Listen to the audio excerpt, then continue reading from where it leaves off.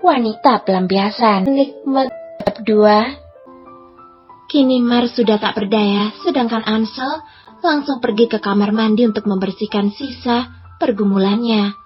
2 jam kemudian, Mar telah bangun dari pingsannya. Dia langsung pergi ke kamar mandi untuk membersihkan diri. Aku harus benar-benar lepas dari pria mesum ini. Kalau tidak, aku bisa mati melayani pria hipersek ini. Gumam Mar. Hari ini tubuh Mar benar-benar terkoyak gak jelas. Mar kembali mencari baju di almari yang sudah tersedia. Baju-baju ini sangat tidak cocok di tubuhku. Apakah ini baju minim kayak gini? Gerutu Mar. Sambil mencari-cari baju yang agak sopan, akhirnya Mar menemukan baju warna kuning dengan sedikit hiasan di depannya. Mar kini kembali mengendap-endap keluar ruangan. Kali ini Mar memilih jalur yang beda dari kemarin. Mar meloncat lewat jendela yang ada di samping rumah mewah ini. Saat Mar mendongak keluar, Mar sangat terkejut, ternyata ini akan lebih sulit. Lihat saja di luar banyak sekali ranting-ranting berduri. Lalu Mar mencari tempat lain. Dia masuk ke ruangan yang begitu mewah. Tak tahu ini tempat siapa dan untuk apa. Namun di tempat ini banyak sekali benda-benda antik. Mar sempat terbuai dengan koleksi-koleksi yang indah di sini, hingga Mar melupakan tujuannya. OMG, aku lupa. Aku harus cepat-cepat pergi dari sini. Mar kembali mencari pintu keluar tanpa harus lewat pintu yang penuh dengan penjagaan. Kini Mar kembali ke dapur lagi. Buset, nih rumah kayak gak ada ujungnya. Dari tadi cuma muter-muter di sini. Mar melihat ada banyak makanan di meja. Mar pun menyempatkan untuk makan sebentar. Rasanya nikmat sekali setelah dari kemarin tak makan apapun. Setelah perut cukup terisi, Mar kembali mencari jalan. Akhirnya dapat juga jalan keluar yang aman, ucap Mar dalam hati. Mar melihat kamera CCTV di sini, namun sepertinya tak ada kamera pengintai. Mar kembali melangkah dan menemukan hutan yang begitu luas di belakang rumah ini. Terlihat dari kejauhan banyak mobil dan kendaraan lain berseliweran. Mar pun mempercepat jalannya sebelum ditemukan kembali oleh anak buah Ansel. Setelah cukup jauh, Mar kembali bisa bernapas lega. Aku harus cari tempat persembunyian sekarang. Aku tak boleh tertangkap kembali oleh pria mesum itu. Sambil celingak-celinguk, Mar mencari angkutan. Akhirnya Mar mendapati bus mini untuk ditumpangi.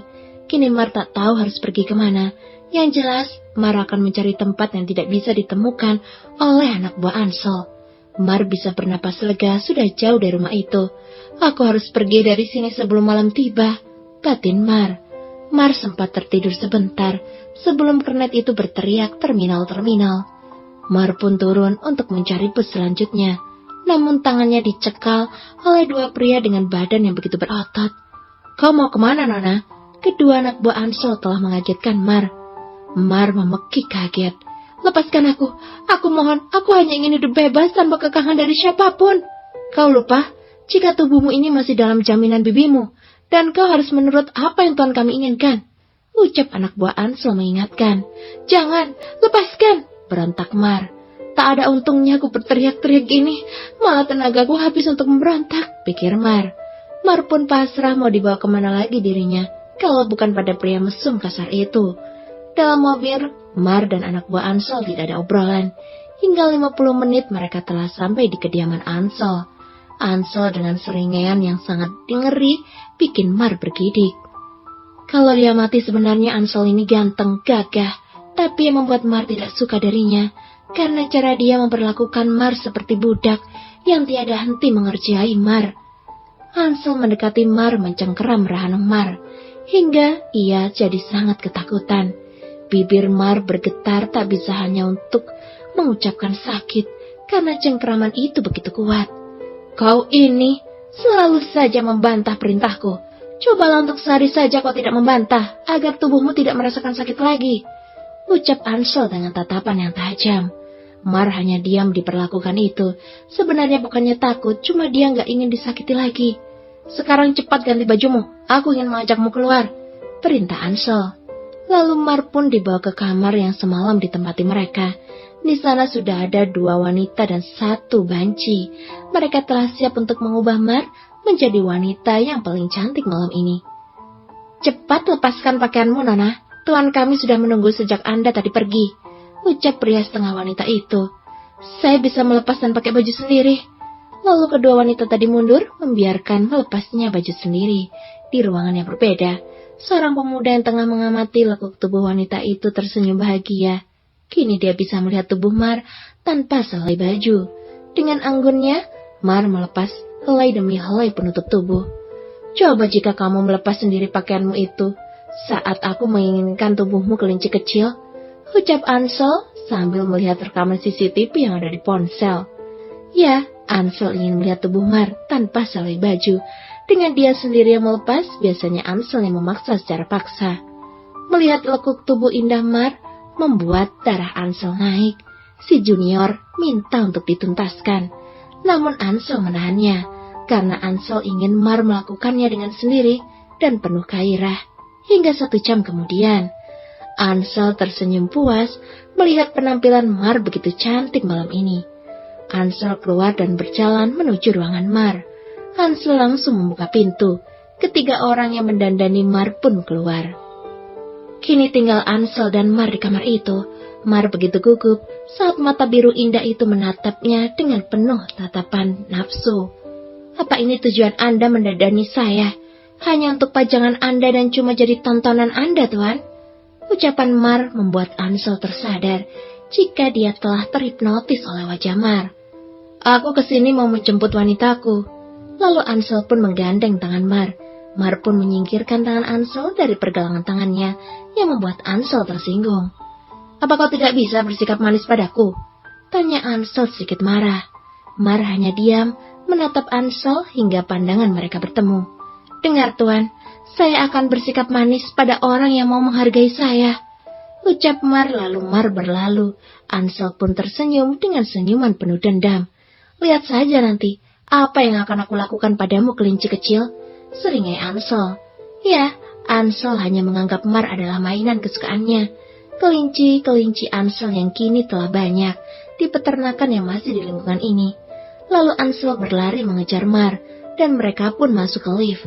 Saat melihat angka liftnya, Mar baru tahu jika selama ini Ansel mengurungnya di lift nomor 4. Dalam mobil mereka tak ada obrolan. Mar lebih suka melihat keluar jendela, sedangkan Ansel sibuk dengan ponselnya. Sekitar 1 jam mereka telah tiba di sebuah hotel mewah. Mar pun ternganga dengan pemandangannya. Lalu pelayan hotel menyilakan mereka berdua masuk dan mengantar ke tempat yang sudah dipesan. Hotel sebagus gini kok sepi, jepit Mar pelan, namun terdengar Ansel. Karena hotel ini sudah kupesan, jadi takkan ada yang berani masuk, jelas Ansel. Apa? Bekik Mar. Ansel berlalu dari Mar yang masih terbengong. Nona, Tuan Ansel sudah menunggu, ucap pelayan hotel. Mar pun menyusul Ansel. Tuan, tunggu, panggil Mar. Namun Ansel tetap jalan, tidak menghiraukan panggilan Mar. Mar terjatuh karena mengejar Ansel, membuat Ansel menahan langkah dan menoleh, mendapati Mar yang terjatuh sambil wajah terlihat menahan malu. Ansel mendekati Mar dan mengangkatnya. Mar cuma dia menatap wajah Ansel yang begitu tampan. Ansel tahu Mar telah menatapnya, namun Ansel membiarkan Mar menatap sepuasnya. Ansel beralih menatap wajah Mar, Mar pun jadi tersipu malu. Kenapa berhenti menatapku? Siapa juga yang menatap Anda? Dasar wanita pembangkang, udah kepergok masih aja mengelak. Ansel kesal. Mereka telah sampai di lantai paling atas. Ansel menurunkan Mar dari gendongannya. Wah, indah sekali. Mar terpesona dengan pemandangan di atas, dan Mar pun berlari-lari kecil menikmati udara sangat segar ini. Mar, cepatlah, aku mengajakmu tidak untuk melihat-lihat, tapi aku ingin kau melayaniku sampai pagi, teriak Ansel. Mau tersadar dari kebahagiaannya sesaat ini, wajah Mar berubah murung. Dalam hati Mar pun merutuki dirinya. Sampai kapan aku akan selalu jadi budak seksnya? Batin Mar. Ansel menarik tangan Mar mendudukannya di kursi yang sudah disiapkan. Ayo cepatlah makan, kau harus kuat malam ini, harus melayaniku sampai pagi. Apa? Mar terbelalak kaget dengan ucapan Ansel, sedangkan Ansel tak menghiraukan kepanikan Mar. Mar terus saja menyuapkan makanan ke mulutnya sendiri. Mar pun mengikuti kegiatan Ansel. Setelah itu, Mar minum orange juice yang sudah ada di depannya. Tanpa menunggu aba-aba, Mar menghabiskan jus itu. Sedangkan Ansel menatap puas jus yang sudah tandas di teguk Mar. Ansel memperhatikan Mar sangat intens, membuat Mar jadi ngeri dilihatnya, seolah-olah Ansel akan menelannya hidup-hidup. Ansel merasakan tubuhnya seperti menginginkan tubuh Mar. Ansel tidak menyadari jika minuman yang diminum itu telah tertukar dengan minuman yang seharusnya Mar minum, yang sudah dicampur obat perangsang. Lalu anak buah Ansel ada yang membisikkan sesuatu, membuat Ansel jadi memerah wajahnya karena murka. Untuk melampiaskan amarahnya, Ansel menarik paksa Mar. Kali ini, Ansel menggauli Mar dengan cepat dan kasar. Mar bergidik ngeri, membayangkan jika alat tersebut menyentuh tubuhnya. Mar bermaksud lari, namun tangan Ansel begitu kuat mencengkeram tangan Mar. "Mau lari kemana kau?" tanya Ansel. Mar tak bisa berbuat apa-apa. Hanya air mata yang mampu mengobati setiap penderitaan dan kesakitan yang Ansel ciptakan. Mar sudah tidak sanggup melayani kegilaan Ansel, hingga Mar pun pingsan. Kali ini Mar pingsan dengan sangat parah. Paginya, Ansel telah selesai membersihkan diri dan hendak keluar untuk melanjutkan pekerjaan. Ansel menatap Mar sekilas, lalu berlalu dan memanggil seseorang untuk mengurus Mar. Ansel sudah ada di kantornya, sedang meeting dengan klien dari Swiss. Ponsel Ansel berdering. "Halo, ada apa, Jim?" "Apa?" "Panggil Dr. Steve untuk memeriksanya." Lalu Ansel menutup ponsel. Ansel membatalkan meeting yang sudah siap dan tanpa persetujuan mereka, Ansel berlalu. Dengan terburu-buru, Ansel menuju ke hotel yang tadi malam ia singgahi. "Tuan Ansel, gadis ini sebaiknya dirawat di rumah sakit agar mendapat perawatan yang baik," laporan Dr. Steve pada tuannya. "Lakukan yang terbaik, Steve. Jangan sampai terjadi sesuatu padanya," perintah Ansel. Dr. Steve pun mengangguk dan segera memindahkan pasien ke rumah sakit. Ansel begitu panik dengan keadaan Mar. 2 hari Ansel menunggu Mar di rumah sakit. Mar pun sudah mulai sadar. "Tuan, apa yang terjadi dengan saya?" tanya Mar. Ansel mendekat dan mengelus tangan Mar. "Makanya jangan membantah kalau tak mau terjadi sesuatu padamu," ucapnya ketus. Mar hanya mendesis dalam nafasnya.